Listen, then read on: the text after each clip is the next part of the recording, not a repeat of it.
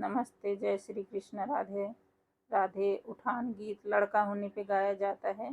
बहुत सुंदर है गाना। कैसा लगे कमेंट में जरूर बताना। आप लोग को गीत सुनाती हैं। सूरज उगे लाया जोर हो जाला, आवेला ललन बड़ा शोर हो जाला। सूरज उगे लाया जोर हो जाला, आवेला ललन बड़ा शोर हो जाला। सासू जी आई देवता मनने को, सासू जी आई देवता मनने को।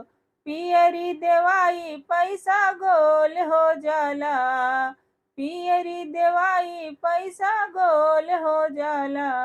आवेला ललन बड़ा शोर हो जाला, आवेला ललन बड़ा शोर हो जाला। सूरज उगे लाया जोर हो जाला, सूरज उगे लाया जोर हो जाला।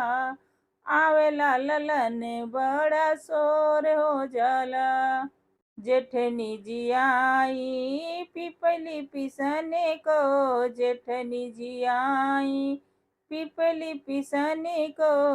हरिवा देवाई पैसा गोल हो जाला, हरिवा देवाई पैसा गोल हो जाला।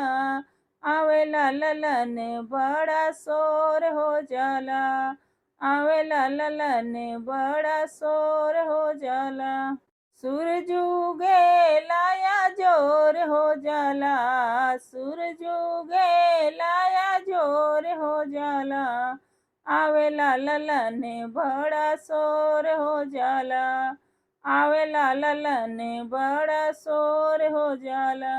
ननदी जी आई कजिला रचने को, ननदी जी आई कजिला रचने को। कंगना देवाई पैसा गोल हो जाला, कंगना देवाई पैसा गोल हो जाला। आवेला ललन बड़ा शोर हो जाला, आवेला ललन बड़ा शोर हो जाला। सूरज उगे लाया जोर हो जाला, सूरज उगे लाया जोर हो जाला।